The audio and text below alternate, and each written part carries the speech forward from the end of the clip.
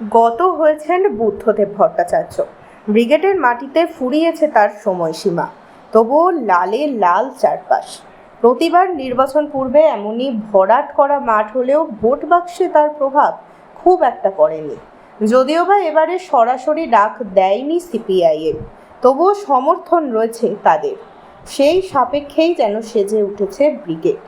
একে একে রবিবার সকাল থেকেই আসতে লক্ষ্য করা গেল মানুষজনকে। এর পাশাপাশি দুপুর থেকে একে একে উপস্থিত হন বক্তাগণ। যত দূর নজর যায় তত দূর পর্যন্তই যেন শুধুই লাল।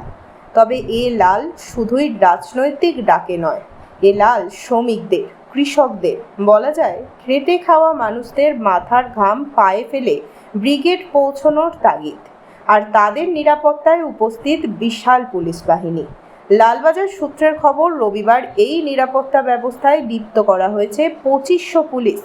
Sealdah Park Circus, Howrah station, Maidan, excise চত্বর সামাল দেওয়ার জন্য রয়েছে আলাদা করে পুলিশি ব্যবস্থা।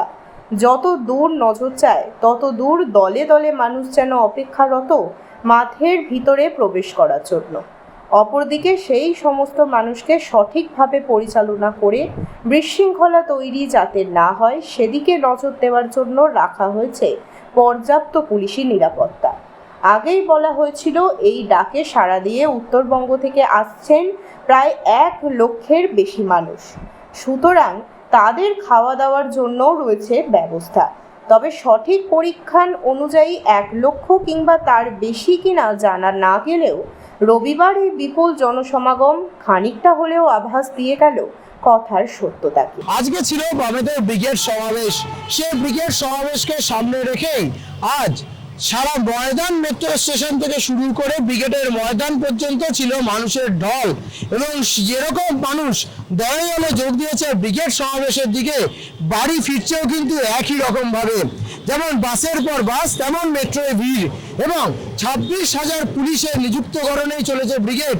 কিন্তু ট্রাম নেই, লঞ্চ চলাচল, কিন্তু মানুষের ঢল আটকাতে পারেনি এই সমাবেশ।